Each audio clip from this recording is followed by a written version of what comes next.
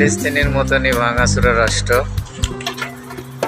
ফিলিস্তিনিতে আছে ইসরায়েলের জঘন্যতম আগ্রাসন, আর লিবিয়াতে আছে মাফিয়ার জঘন্যতম আগ্রাসন।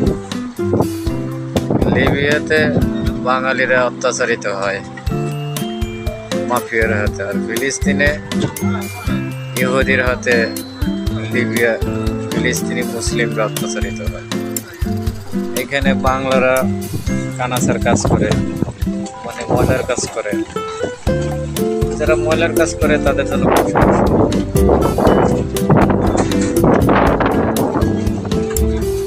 কিন্তু যারা গেম টেমের অপেক্ষায় থাকে তাদের জন্য সমস্যার শেষ নেই। এটা হচ্ছে ময়লার ডাস্টবিন,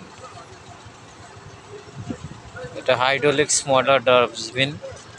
এটার ভিতরে দেয়, ও নিজেই ওর ভিতরে ভরে নেয়।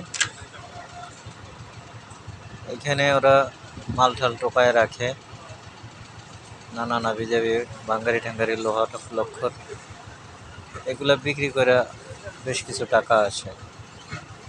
আর সরকারের পক্ষ থেকে কিছু বেতন পায়, সেটা অল্প, কিন্তু আউট ইনকাম আছে আলহামদুলিল্লাহ ভালোই। ১,৫০০ টাকা, ২,০০০ টাকা, ৩,০০০ টাকা পর্যন্ত মাসে ইনকাম আছে।